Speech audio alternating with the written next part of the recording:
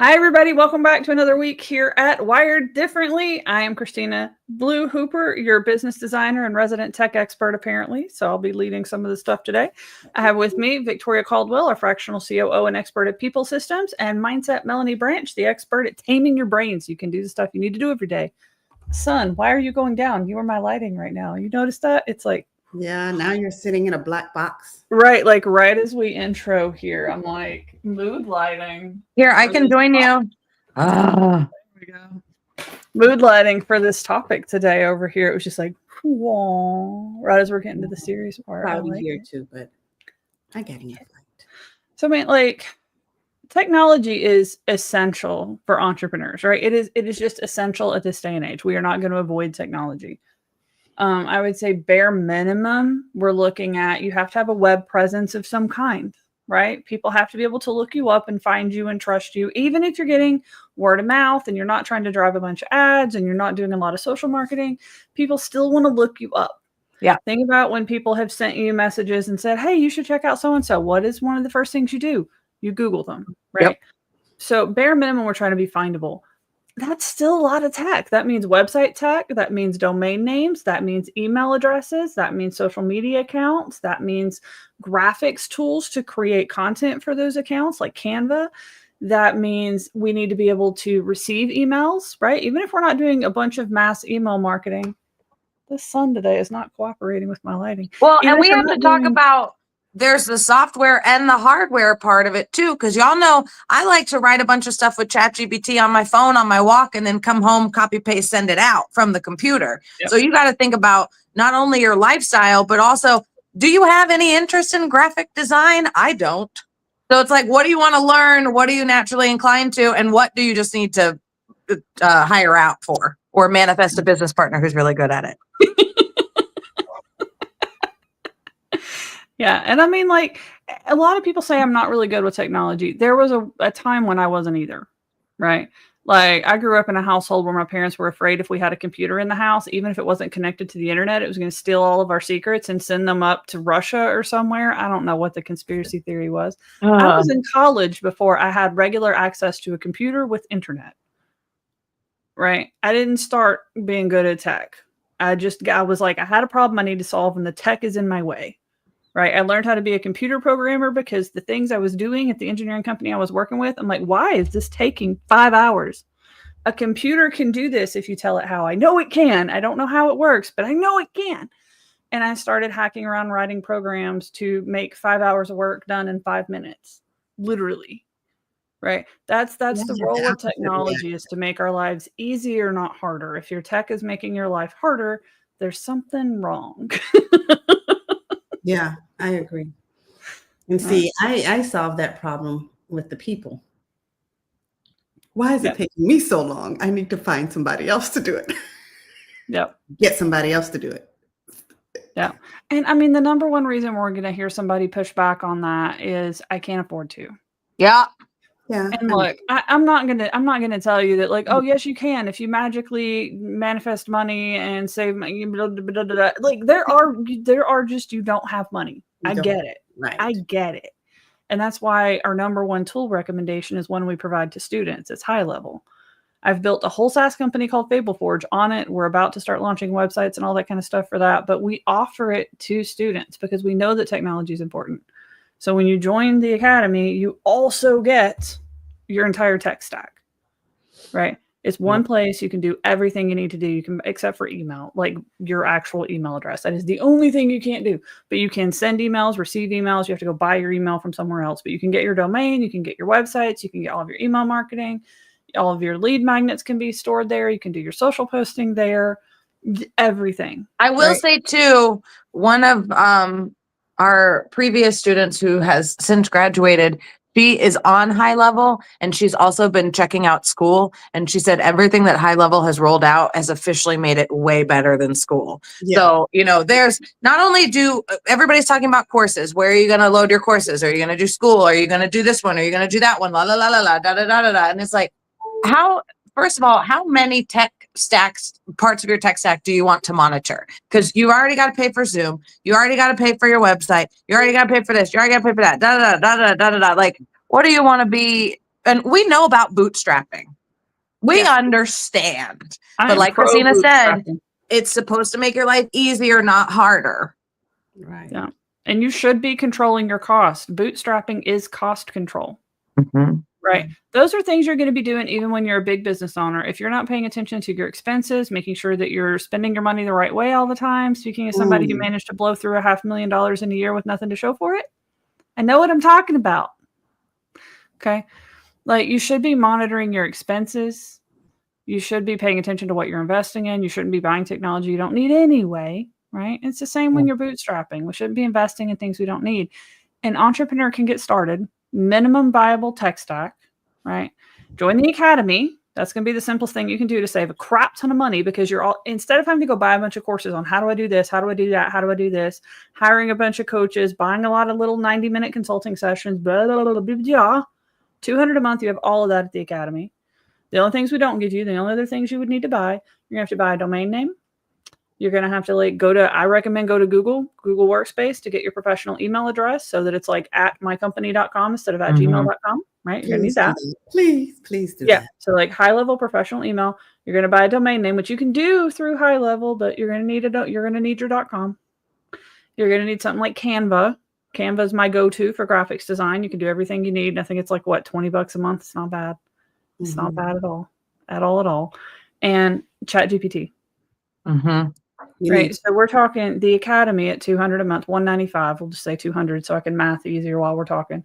We're talking Canva at $20, ChatGPT at $20. You're now at $240.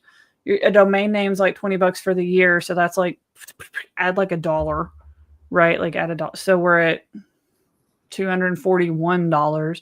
You're going to spend like, I think Google Workspace is less than 20. I think it's like 15 for an email address, and you can get all your alias addresses too, right? So if you have like me at ChristinaHooper.com, if somebody emails support at, that's still going to come to me.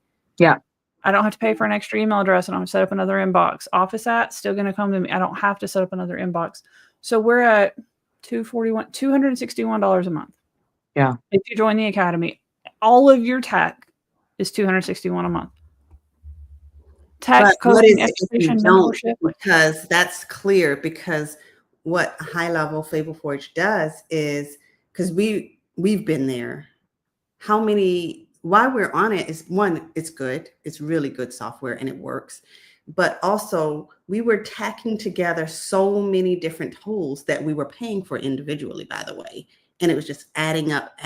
We would easily get into hundreds and hundreds and hundreds of dollars with this one here that does this one piece, and this one here that does this. And that doesn't include stuff like Slack and the community and all of the stuff that, or if you have a course, who's going to host the course, and, and then you got to piecemeal this stuff together and make it work. And if one goes down, everything else goes down with it. And so you got to go searching to find out what the problem is, and then try to fix that, get that back up.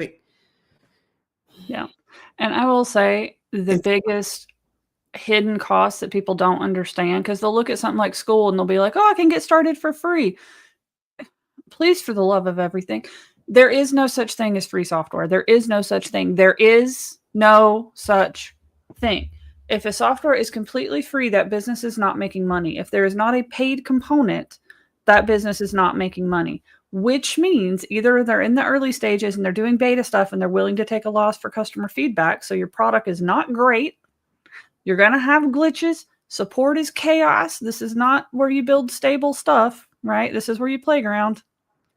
Then they're going to move you to paid, right? Or they're going to have you at a paywall so small that you're going to hit it fast, right? Like they'll have a free tier, but it's like, it can only do this and you need this, and you're going to hit the paid tier fast, right? Yeah. There is no such thing. You should not be building your business, especially core foundational components of your business, on completely free stuff.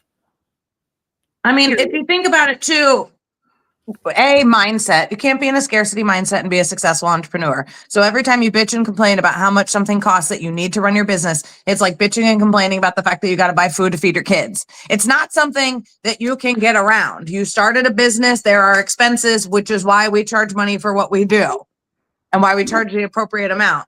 But the second thing is, it's really just not something that's ever, if you're assuming that $250, $500 a month, whatever it is too much money for you, then really at the root of that assumption is that no more money is coming to you. If you think about it. So whenever you think, oh, well, I don't want to spend money on this. And people say that, they're like, oh, well, how much is Zoom? Well, how much do you pay for this? How much do you pay for that? First of all, I like Zoom. I know how to work it. I've used it for 4 years. Why would I even think about changing to every time somebody sends me a Google Meet, I'm like, is this even going to work? And it doesn't work good, right? So really just think about what do you want to be known for? And remember, tech is not going to take the place of relationship building. Yeah. Correct. Yeah, you're not going to automate your way out of human engagement. You shouldn't automate your way out of human engagement. It's going to come back to bite you later. I was listening to a replay of a webinar yesterday, and I was just like, this whole setup of what they're selling. Mm-hmm. And I like listening to stuff just to see how people sell and pitch stuff too. That, weird habit. But when you're a marketer and stuff, you do stuff like that. And it was literally appealing to people who wanted a whole lot of something for nothing and not having to talk to people. Yeah. Wouldn't it be great? We see it every day with our students. Wouldn't it be great? Yeah. I wish there was. Like, if I could tell you there was this magic bullet where you would never have to talk to people and you could make all the money you want in your business. And like, if I could crack the nut on that business model, I would be a bajillionaire. The first one to do it. Right. Like the nut I could crack, and the one that I've dedicated years to cracking, is making it faster, easier to be more successful as an entrepreneur, right? And more affordable. Me and Victoria have been going back and forth in a lot of voice notes here lately on some of the stuff that we're developing. And it's like, I want it to be more accessible, right? Because the people who need it the most are the ones that, quite frankly, don't have as much to spend, quite frankly.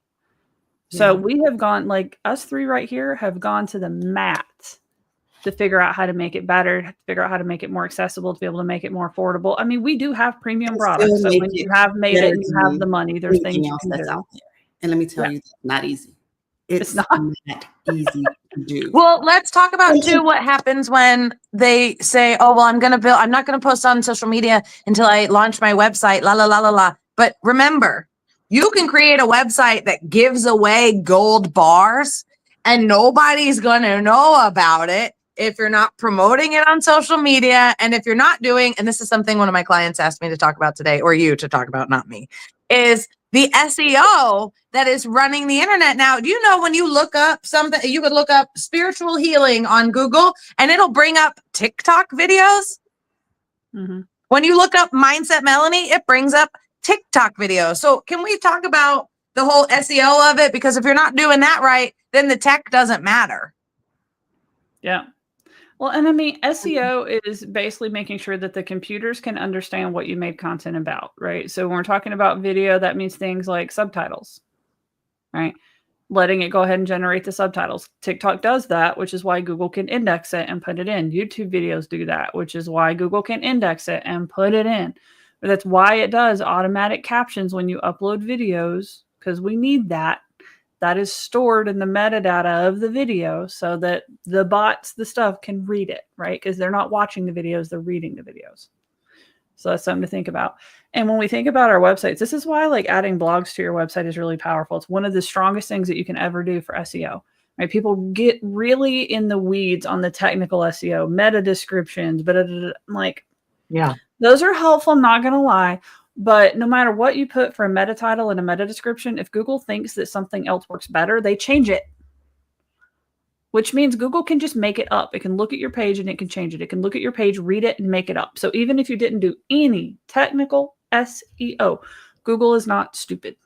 Mm-hmm. The one thing you can do is to write more content, because every single page of your website is designed to rank and index for one particular phrase. Now, it will rank for hundreds, but there's one specific thing that it's kind of shooting for, one main topic.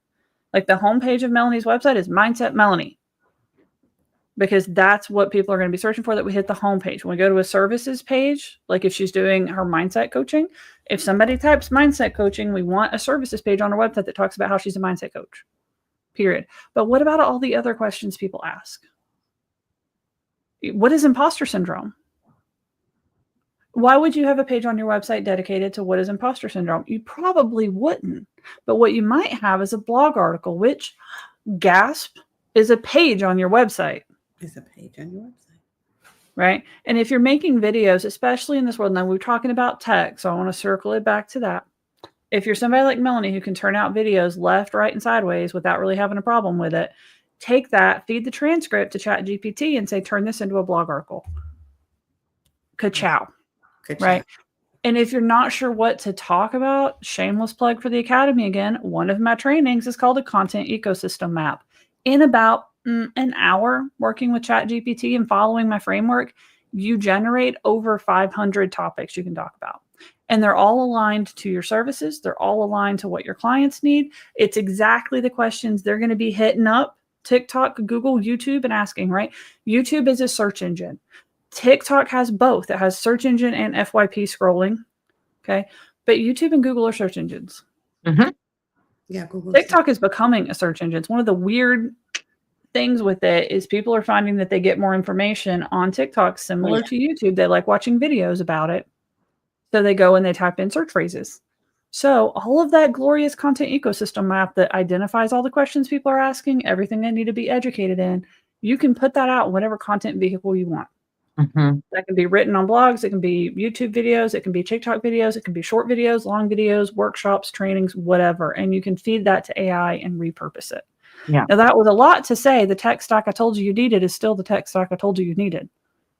Academy, Canva, ChatGPT, professional email address, done. Done. Right. Now I know Victoria mentioned something earlier that I don't think we circled on. What would the cost be if you didn't do my $250 a month handles everything that you need plan?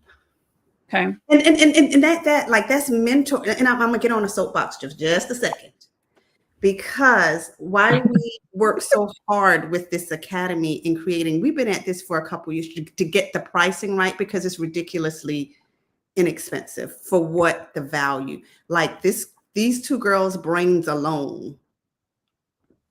One, you're not going to get it without the mindset. You got to have the right mindset. If you don't think you can make $100,000, $200,000, $1 million, it ain't coming. Yep. It ain't coming. So you should be able to hit at least $250,000 in revenue as a company of one. Just as a company of one, you should be able to do that. So if you don't believe, means half of that you take home. $250,000 in revenue is $125,000 a year in personal paycheck. Just by the way. So let's go with those numbers.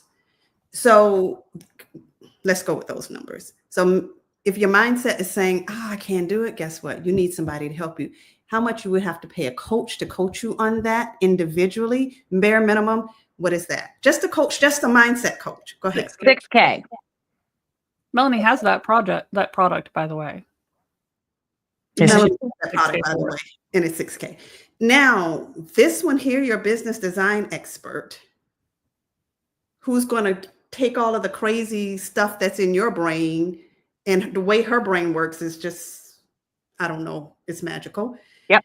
And spit out something that actually makes sense of all the crazy that's going on out there. And you're like, and it's going to take you a minute sometimes because it's all the way up here, and you're going to be like, whoa, your brain might have to catch up, but that doesn't matter because it's solid. To pay a coach to help you do that. This is why, a lot of people.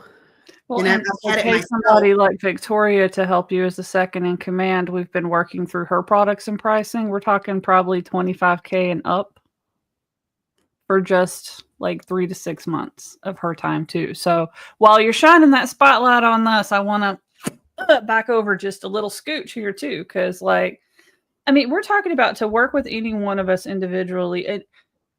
Factor in the fact you need to work with all three of us, either us personally or somebody like us, right? You're going to need a business coach. You're going to need a mindset coach. And you're going to need somebody to help you delegate and make sure you know how to run your business and get humans to do your stuff. You're going to need those three people. And if you worked with those three people individually, there is no world in which you come out of that for less than probably $20K a month. No world where you were, even not us directly, somebody else, you're talking $20K a month to get access to three people's brains in those areas. Not including all the time going through the wrong people. Yeah, and going for the everything in a box person to the general business consultant, which is what most people will do. Cause like I can't buy all three people. So let me just get this one person who kind of knows a little bit about all of it. I'm going to tell you, I'm a person who knows a little bit about all of it. I brought you two other people for a reason, right? Just because I know a little bit about all of it and I can kind of maybe like, doesn't mean I'm going to be able to get you all the way. It means I'm going to be able to shine a spotlight on the things you're screwing up and then not really be able to help you figure out how to get past them because it's not my expertise. Also, what level of support will those people provide for you? One of the biggest mistakes I see my clients make who have worked with other coaches in the past is that they never ask, how often are we going to communicate? Because if you hire a coach that you're going to meet every 2 weeks for 6 months or 12 months, and the only time they talk to you is during those 1 hour sessions, if you're neurodivergent, that's not helpful because you get on a leash for that 1 hour that you're with them and you get super psyched and you get that plan. But we know ideas aren't your problems and idea generation is not your problem. Execution is. So if you're going to pay thousands of dollars for somebody who's going to not fucking talk to you in between calls, okay, there, say bye to that money and say bye to anything coming from it because it's just not going to happen. Yeah. And think about how each of us helps the execution problem, right? I'm helping you make sure you're focusing on the right things at the right time to actually grow your business, meet your lifestyle needs, everything that you've got going on, meet your client needs.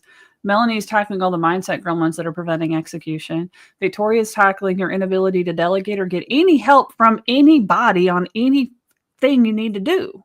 Yeah. Right? Experience speaking here. And I'm going to tell you, business partners don't solve that problem automatically. I have the same communication and delegation problems with business partners that I had with staff. Challenges.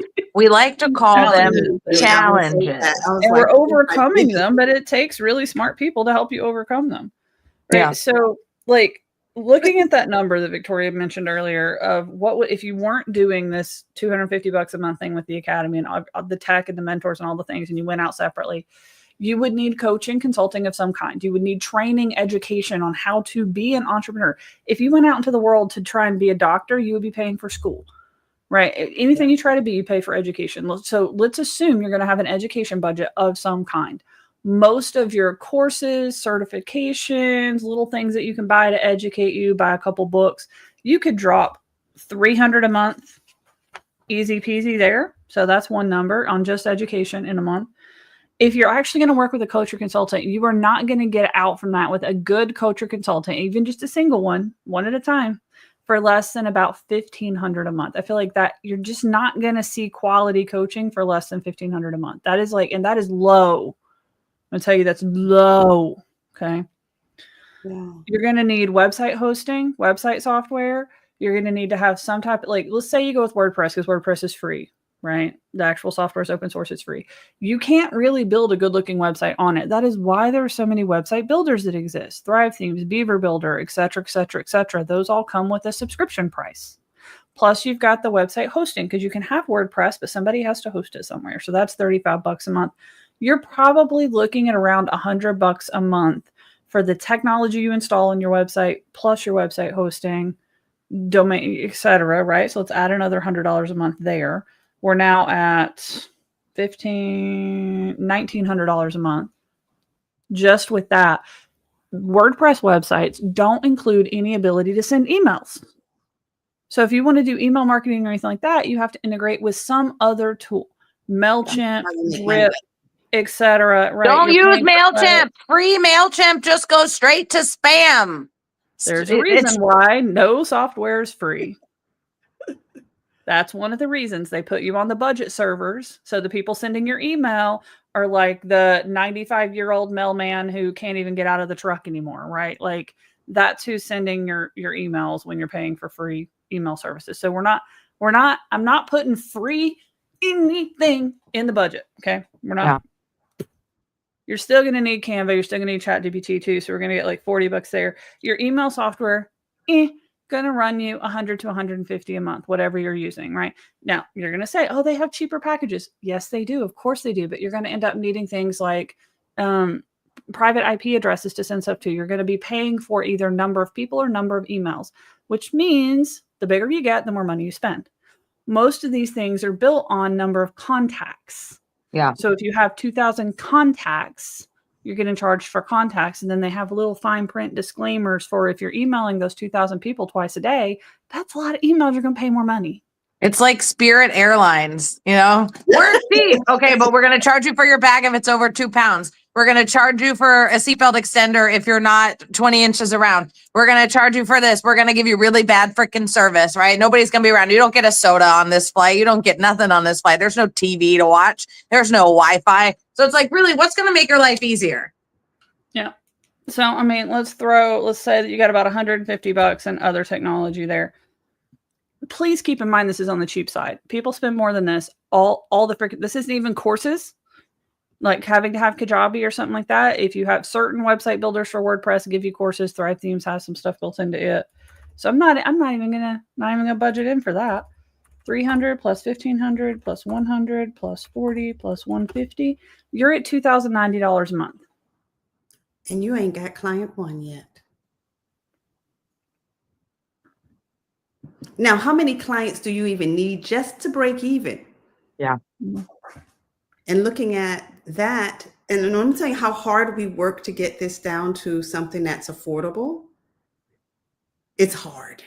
It's hard because no one, I started my group and, I work at usually level 4 clients. And that's just because that's just where my skill set, whatever, is best used. However, I started with Christina because this was her mission, and I wanted this, and I said, we need something to help the earlier stages, because this is the stage no one wants to help. Yeah. Because there's no money. It's impossible for one person to do it. And let me tell you, we've been working really hard to get it down to the bare minimum, to where you got to have some skin in the game too. It can't be all on ourselves. You got to work. You got to do the work. But if you do the work and you listen and follow because we didn't made every mistake there is. We've made them. We've been there. We've spent the money for you. Just follow the advice. And we're not making a killing. What we're doing is we're trying to help you. This is a purpose product. This is a mission. And it's rough, but we're doing it. And what we get out of it is seeing all of the students that are just thriving. Yeah. We have other ways that we make money too. And I don't mind surfacing that out and telling people what it is either, because you should do the same things, right? Even if you have a purpose product, that doesn't mean that you have to lose money on it. No. Right. It's not incredibly profitable, but we know that if we can raise entrepreneurs to a certain point, they can buy our other stuff, right? So that's one way that we make money. We have partnerships and affiliates with things we recommend, books that we recommend, other people that we recommend that do things that we don't do. If you were to buy any of those, we make it. So there's other ways to make money, but we have gone, I just did the math on this. Following that $2,090 out over a year, that's $25,000. What could you buy with $25,000, right? Compared to the Academy at $2,340, we are 9% of that cost. Right. We're reducing your, what is that, 91%? I'm bad at percentage math. We're reducing your cost to run your business by 91%. Well, I mean, if we think about it, if we like to use the medical school analogy, you don't know your specialty yet, right? You are coming out of your 4 or 5 years, getting your bachelor's in something that is pre-med, and now you're in your first and second year of med school. You're not sleeping a lot. You're drinking a lot of, caffeine and really going on a prayer and hoping for the best, because every single person we work with had a fantastic first. My God, I quit my muggle job and this business was incredible, la, la, la. And then you hit year 2 and year 3 and you burned yourself out because you never took care of yourself and you weren't setting up systems and processes in your business that were sustainable and scalable. And now you're sick of being booked and busy and working with all these one-on-one clients and trying to make all this content all the time. And ideally, we would like you to already have had your 10, showcase testimonial worthy case studies, but you haven't, because you kept changing your niche. You kept launching new stuff. You kept, spending a lot of time on stuff in your business, like editing your website that doesn't move the needle. When you were editing your website, when you should have been in the Instagram DMs talking to people who are watching every one of your stories, right? So, we're first, second year of med school. Okay, here's how you got it. Here's how you have to be a doctor. Here's how much you have to study. Here's how much energy you have to output. Here's how much self-care you have to do. Now we can pick your specialty. Now you can work one-on-one with one of us, right? But we got to get you to that point. Yeah. And most people have that good first year and bad second and third year because they burn their network in the first year. Right. When you launch your business, people. People send you clients, you do some referrals, you're in your safe space, your comfort zone. People want to support you, cheerlead you, rah, rah, rah, rah, rah. You've burned through your network after your first year. Most people, right?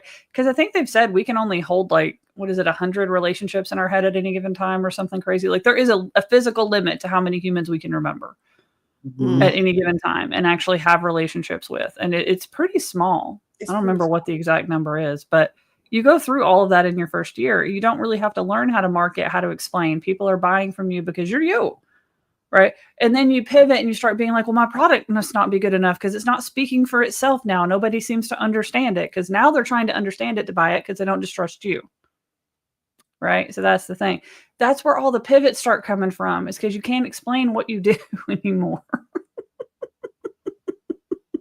Right. Also, to your point, Alex Hermosi just made a post about this, how the smaller and newer your business is, the easier and smaller your marketing is. And then the bigger it gets, it's because you're getting newer and newer eyes who have less and less of a relationship on you. So when you go from 50K a year to 5 million a year, all of your advertising and marketing is going to people that have never seen you. So you have to spend longer to educate and build trust and convert. Well, which means some of it's just like not understanding what good is either, right? That's one of the things that I think having access to mentors, having access to people who can guide you and can be like, oh, that's a good number. And you're like, well, I thought that was a bad number. Yeah. Right. Like, oh, I'm only able to close, 7 out of every 10 people that I talk to. Great. Yeah. And they're like, I met with 10 people this week and 3 of them wouldn't buy from me. You close 7 out of 10. Do you realize that's a very high close number? Like I was closing something like 9 out of 10 and I was like lamenting the one I was missing. And I had a business coach tell me like, if you can close 20% of the people you talk to, that's good. If I was hiring a salesperson and they closed 20% of the people they talk to, I'd give them a raise. Yeah. I'm like, the goalpost was at 20% and I'm up here at 90 and complaining. I'm focused on the wrong thing in my business because I'm trying to figure out how to get number 10. Yeah. Exactly. And this is kind of, and I know our topic is technology too. I think it's one of the things that technology actually does that holds you back is because it sheds a light on those numbers. Yeah. We wouldn't have seen them before. I'm not going to obsess over a website page that's only converting at 60% if I don't know that it's converting at 60%. If I'm celebrating the 100 new leads that came in instead of focusing on the 40% of people that didn't convert, I'm going to be happier. Right. So in a way, your technology can actually sabotage your mindset because you're focused on the numbers that don't actually matter instead of the ones that do. Focus on the 100 new leads, not the 40% that didn't opt in. Those aren't your people. Yep. Right. Same thing with social media. We see our engagement stats, we see our views, and we're like, oh, I'm in the 200 view jail. 200 people just learned about you, bish. Seriously, why are we obsessed? 200 people know more about you now than they did 60 seconds ago. I actually saw somebody post and she goes, social media has really skewed our perception because if 10 people in real life or 20 people in real life told me they liked my outfit in one day, I'd freak out. Yeah. And it's true. It's very true. I would be thinking like I am the hottest thing ever if I'm walking around the grocery store and 10 people go, yeah, like it. Thumbs up. Hearts. That's a bad heart. I can't make hearts with my fingers. What am I doing? Okay, there we go. Anyway. Yeah. I mean, like when people heart your videos or thumbs up your videos, if you were getting that in real life by everybody you walk by, like, yeah, cloud 9. And 200 people did that, and you're like, oh, yeah. Why are we? Ooh. I love tech and I hate tech at the same time. It does so many things. So I know one question. Let's pull this one up because I think this is a good one. We've talked a lot about affordable tech. We've talked a lot about realistic investing, realistic expenses. And if you already have this massive tech stack going on and you're like, okay, all right, ladies, I hear you. Let's go join the academy. Let's get on your tech. You're going to have to change some stuff around. Have support. Have support. There is no blanket transition plan because everybody has cobbled together their tech in a bunch of different ways. And everybody's got clients and staff and themselves invested in that tech in a bunch of different ways, right? It's a lot harder to move a community that has 200 people in it than it is to move a community that you haven't even sold anybody into it yet, right? So these plans and how we have to do things is going to be a lot different. So I will tell you the blanket step is to list your tech, list how you're using it, and list how many people who is using it, right? How many people do you have? How are they using it? And just start to make an inventory. And then you can actually talk to somebody and you can get some advice on like, okay, well, I have all of this. What would work better? And even, I'm going to say, come to the academy and talk to me because I'll help you. We'll figure it out. But B, there are people that just specialize and use their affiliate codes and will answer questions about products. There are people out there who have become affiliates. Like I know one guy who is an affiliate for like 20 different membership platforms. And you can come to him and you can say, this is what I'm using. This is how I'm using it. This is how many people I have on it. This is what I like and what I don't like. And he'll help you pick the right one. And you don't even have to pay him because he's going to make money on the affiliate, whichever one you buy. He doesn't care which one you buy because he makes money on all of them. And he'll help point you at the right one, right? There are creative solutions even to no budget. Yeah. And at the end of the day, if you're considering a move, that other thing wasn't working for you anyway. So let's not worry about a minimal disruption because we are all problem solvers. I just had this conversation with a student on campus the other day, and she was like, well, what about when this happens? And what about when this happens? And I was like, why are we worrying about the goals you're setting? Because she was like, what am I going to do when I get 30 people? And I want my workshop to only have like maybe 10 or 15. And if 30 people want to buy it, what do I need to do to set my tech up to block people from buying them? Like, first, you're doing this workshop for the first time this week. So let's maybe not worry about the goal we're trying to reach and treat it like a problem now. Right. Because that's what she's doing. She's like, what if I get 30 people in here and I really want it to be small and I really want to be able to help everybody that's here and I want to keep them pretty small and pretty, personal and, I always tell people, what makes you think you wouldn't be able to handle that? That's what I told her. I was like, the you that would have 30 people in here and be concerned about it, and the you right now that is doing it to your first 2 or 3 that signed up, like, those are different people. Yeah. Because you're planning on doing this every single month. And let's say it takes you 3 or 4 months to get 30 people in there, and you get 10 people the first couple of times. Like you do it 3 times with 10 people, 3 times with 20 people, 3 times with 30 people. 3 times with 10 people is 30 humans you've talked to. 3 times with 20 people adds 60. Now we're at 90 humans. 3 times with 30 people in a group each is another 90. Who were you after educating 180 people on this topic? Yeah. You could also hit her with person stressing about the first 2. So many ways to tackle that. Like, from a marketing standpoint, it could be, look, I'm only going to take 10. That creates the urgency, that creates the scarcity. And you can put those next. She's looking at the tech. Like, while she's still trying to get 10, she's already looking at how do I set my tech up to not allow for more than 10. And I'm like, let's create the problem where we have more than 10 first and then solve it. Or you can Jedi mind trick her like I did to you, and you just say, what would change? So you pick the thing that they're avoiding, right? They're avoiding building this tech out because it's scary if they have 30 people. So you say, okay, well, what would change about your day-to-day life if you had 30 people sign up and had to support them, right? And so then they say, well, I'd have to wake up earlier. I would have to change my tech, la, la, la, la, la. And so they go over what would change in their life. And then you just hit them with, well, you can't do that. And then they go, are you kidding? Yes, I can. I'm like, okay, then why are we talking about it? Yeah. I just found it interesting because it's like she's trying to solve for a problem that at this stage is actually a goal. She's trying to solve for, I don't want to let 30 people in and trying to set her tech up that way. But getting 30 people that want in is the goal. Yeah. So why are we setting the goal as a problem? How we sabotage ourselves. This is why you need mentors and somebody to kind of say, what are you talking about? Because otherwise you're left to your own devices and you just sit there and you obsess for the next 3 months over the tech.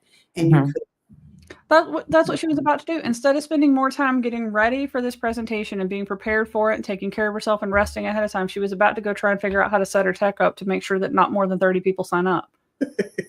And I'm like, this is not the best use of time right now to treat the goal as a problem and try and solve for it. Well, we know that we self-sabotage because, and this is the one that will hurt everybody's heart, and I'm sorry to say it, I don't make the rules. You self-sabotage because you cannot control the outcome in the future unless you intentionally mess it up for yourself. And if you intentionally mess it up, then you know you fail and you know what the outcome is. There you go. Yeah. Where's the mic? And I think a lot of people are afraid of, what if this thing happens and I completely bomb? And I mean, I swear, I feel like I'm being very pitch heavy in this episode, but the thing I told her is like, what should give you the confidence to move forward and not worry about this right now and to try to get 30 people to sign up is you have a me and you have a Melanie and you have a Victoria. When this happens, right, when you have that problem, we'll help you solve it. You're not on your own. We'll help you talk through it. Yeah. I mean, we'll tell you exactly what to do, exactly what to change, exactly what to, how to solve the problem. If it even is a problem at that point, it may not be. Like I said, after you had, 100, 180 people that you've done this thing to, it might not even be a problem anymore, right? So I think the allure of technology too is we lean on it to solve problems, but we have to ask ourselves if this actually is a problem. The thing that just really blew my mind was it was a goal and she turned it into a problem. Yeah. And it was like, oh, I felt like I was holding a mirror up because I do the same thing, right? I'm like, I can do this. The curse of knowing everything about the technology is I know everything that I can do, and I want to do it all right now. Yeah. And how many times do we have to say, and we're mentors for each other today. Yeah, 100%. What are we going to do today? Yeah. Because we know where the brain is going today. And we also know that big picture thinking is a form of perfectionism. Write it down. Big picture thinking is a form of perfectionism, and perfectionism is procrastination and self-sabotage put together. And I think this kind of dovetails into this next question on identifying the right technology tools. Sometimes we see stuff like, you probably didn't even consider having a community or courses or whatever until you started seeing ads where Alex Hormozy is talking about school and how amazing it is and sharing case studies. And now you're like, oh, I need a community. I need courses. Or you see some course creator being like, look at all this money that came in while I was asleep last night. People buy my courses on autopilot. You're getting half the story for one. If they tell you this thing is just so simple, multiply whatever complexity you think that is by like 20. If you think, I could do that, it'll take me a couple hours. No, it's going to take you 20 times 2, right? Like it's going to take you 40 hours. It's going to take you a whole week of your life where you can't do anything else. It's the only thing you're doing. So for one, don't let them have a team behind them that they're not telling you about. Oh yeah. These guys are not doing this stuff on their own. And they don't tell you got 10 people behind us. And they're spending $20,000 a month on ads. Yeah. And if they don't have a team, they're operating in their zone of genius, right? Creating courses, working with technology. This is something that's intuitive to them. Like, I don't need a team to put out a course. I can do it myself, and it'd be better probably than if I had a team do it because I know exactly what I'm trying to do. There are other things I should delegate. We're not going to get into that. We're not throwing me under the bus on this one. This is technology. I get to be on riding the bus on this one. I'm not under it for this one. So like the question for identifying the right technology tools, it isn't about what tool do I need or what new thing do I want to build. It's about how do I solve a problem for my customers? Yeah. Right. We're adding or changing technology to solve a problem for ourselves, for our clients, or for our business. Right. That's the only reason we should ever be changing technology or investing in new technology. We know exactly what we need it to do before we buy it, which means I'm not just going to go buy a course tool and start creating a course. That's not the starting point. The starting point is, should I create a course? Does it even make sense to? Would my clients benefit from it? Is it something that I would be comfortable doing? Is it something that would help my business in some way, financially, take a burden off, help my employees learn how to do something, help my clients learn how to do something, help me get more clients, right? If we can say yes to those things, now we know what we need. And here's the thing, we know what we need it to do. We're not just saying I need a course. I need a course that does X, Y, Z, that I can charge X amount for, that I can sell in this way to these people and set it up to do X, Y, Z. Right now, I have a shopping list where I can actually go buy the right tool. Before, I'm just looking at bells and whistles and marketing messages and just literally falling for the like wavy, wacky arm man who's just being like, look at me, get this one. Woo! And I then don't the think any of overwhelm. us feel good when we fall for gimmicks. Yep. There's we not a get single it. one of us that feels good when we fall for a gimmick. And if you're investing technology because you saw an ad, you saw a thing, you attended a webinar, you did a workshop, and you fell for the gimmick, I'm sorry, go get your money back. And come over to the academy. We have cookies. Yeah. And dragons. Remembering too, there's no one thing that's going to show up in your life and change it forever other than yourself, right? I was under that misconception too. You know, everybody was doing the whole, you can use Go High Level, or there's another website where on your Instagram, you tell them to comment a certain word and then you're going to DM them, and that automation. I was like, fuck yeah, bitch, everything's going to change. No. You still got to post consistently. You still have to be interesting. You still have to give value. You still have to be shareable, and you still have to get them to read the entire caption or go through the whole thing. And we know Instagram just keeps changing its goddamn algorithm. So there's not one thing that's going to come in and turn your business upside down 180 in one night. It's just not possible. If it was, then everybody would do it. Exactly. Yeah. Yep. I wish there was, man. That'd be nice. Like, I am literally, my like autistic special interest is business models. If there was this magical business model that existed in the last 18 years as an entrepreneur, I would have found it. Yep.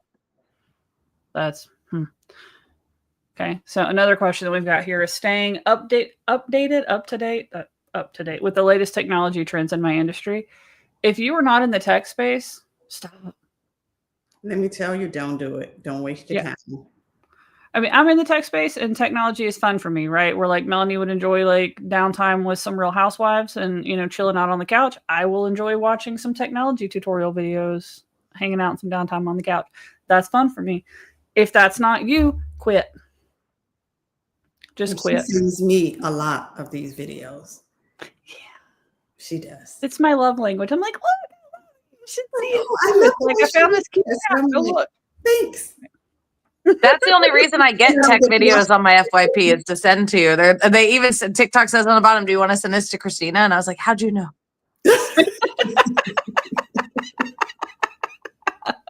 Right. But like for most people, I would say if whatever your provider is, if they have like a YouTube channel and they're making regular content, just subscribe. Just subscribe. And if you see something that looks interesting or some feature that you've been waiting on, right? Like there's something that you've been looking forward to, like when High Level released their school competition, the communities tool or whatever in collab, I was waiting on some of that. So like, you know, if you've got some stuff that you're like, oh man, this one feature is like such a pain in the butt to work around until they add it. Like they didn't have an event calendar in communities. So I was spending more time working around that, creating alternative versions to an event calendar and posting notifications and stuff like that. So when I see that YouTube video pop up, we now have an event calendar now live in the communities. Like, oh, whoa. So just like if the company that you bought your software through has a YouTube channel, has like an email newsletter, has something along those lines where they're going to be bragging about new features, new releases, new updates, just subscribe to that. You will learn so much because a good company is going to be updating their product all the time. So there may be features that you didn't even know, and you're like, oh, I'm buying this thing and I know I'm only using 10% of it. So what? If 10% of it does what you need, cool. Yeah. And that's right. The thing you have to realize. Sometimes you don't need all of the stuff. Don't overwhelm your stuff. You might need 2 or 3 things, and that's okay. As long as it does those things and it does it well. Because a lot of these all-in-one platforms, they might do 1 or 2 things well, and then the other ones, you know, leave a whole lot to be desired. And they get you in with that, and then you realize, well, it's lacking here and it's lacking here, and they're not trying to fix it. Yeah. I know that's one thing, High Level. So they did a lot of things mediocre. I won't say they did a lot of things well. They did a lot of things mediocre, right? They looked at, well, an entrepreneur needs to have a calendar tool. So, that was another one on our tech stack. Most people are buying like Calendly or something similar. That's included in high level. So you don't have to buy that extra technology. However, because Calendly is a tool specifically dedicated, the entire company, all the development team, all the R&D, all the business meetings, all the marketing, all the everything is around calendars. They're going to do it better than an all-in-one tool would. Mm-hmm. Period.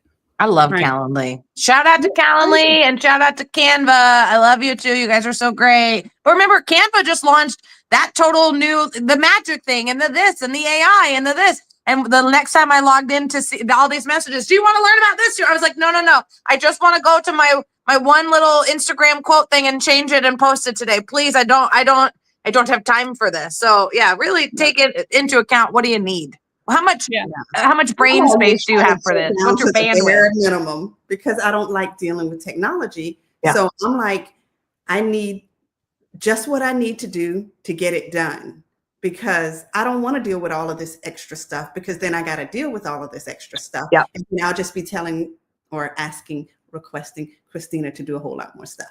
So I try to keep it to the bare minimum, and you should too, because if you don't need it, it's just extra thing and extra support, and it's just a waste of time. And if you don't know what you need, I feel like I'm doing so many shameless plugs today, but we've solved so many of these problems for students over the last couple of weeks. It's like coming to mind for me at the academy. Yeah. Like we had one that was like, I want to put a QR code on my presentation. And I was like, okay, cool. That makes sense, right? Last slide of your presentation, QR code to your offer, so they can just boop with their phone and save you from having to like drop links in the chat. Like, okay, cool. I got you.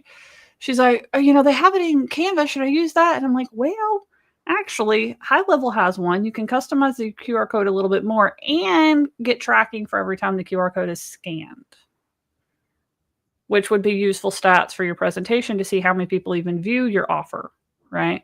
So that's a case where like she had a technology option, but because she brought it to me and she asked a question, I gave her one that she already had access to but didn't know about. That gave her a better result, right? When we're talking about having access to mentors, that's the kind of thing we're talking about, because like one of the hardest to track pieces of a presentation is how many people actually were interested in your offer. You know how many people buy, but you don't know how many people were interested. And that interest number can tell you if you've at least got the right people in your audience. Maybe they couldn't afford to buy the thing, but there was interest. So you've at least got your targeting right? So that's a good data point to have access to. Simply by creating the QR code in a different tool that she already had, we were able to open up that data point, right? Little stuff like that. You don't have to, you just ask a question. Yeah. You just come on the academy, you come to one of our calls, you post it in the community hub, and you just ask a question and we give you the answer. You could spend hours and hours researching and trying to figure it out, or you could just be able to ask, right? That's the kind of thing that we're talking about that is so hard to quantify in terms of value when you have access to mentors and stuff like that that can answer those questions. Like I've had, I don't know how many times where I'll come to Melanie with something and I'll be like, my brain just won't do this. And I don't have a freaking clue why. And I've used every trick that I have in the book. I've worked with you for 2 years and I've got a lot of tricks. I got a lot of tricks in my bag and none of them are working. Help me. Right? Like sometimes you just need another human that's looking at you from the outside and being like, oh, this. Yeah. And every time I have to use Google Drive, I'm like, wait, can you just remind me what it is that where do I start? What am I looking for again? And then you just say like 2 words. I go, yep, here it comes flooding back. Thank you. Yeah. Oh, and like, I think they focus on like what 2 weeks on a headline and you send it to me and it's like, oh, poof. I don't know how she finds this stuff so fast, but I've been good. I created a Google Doc of your Google Docs because and I labeled them because I'm like, I'm not going to keep asking her every time I need to find this doc. And I don't know how you find them so quickly, but I remember the URL and the name of the doc in that folder, which has like 300 million things on it. And I'm like, it's going to take me forever. I just want this one thing. So I just created a Google Doc for the Google Doc. And so now my weird little superpower, I will forget your name, but I will remember your website address, the name of every document that I created for you, any passwords that you give me access to, they'll be in my brain and I'll just have them, but I'll forget your name. It's the autism. So since I know the name of every document I've created for somebody, I can just start typing it in my browser bar and it'll pop up.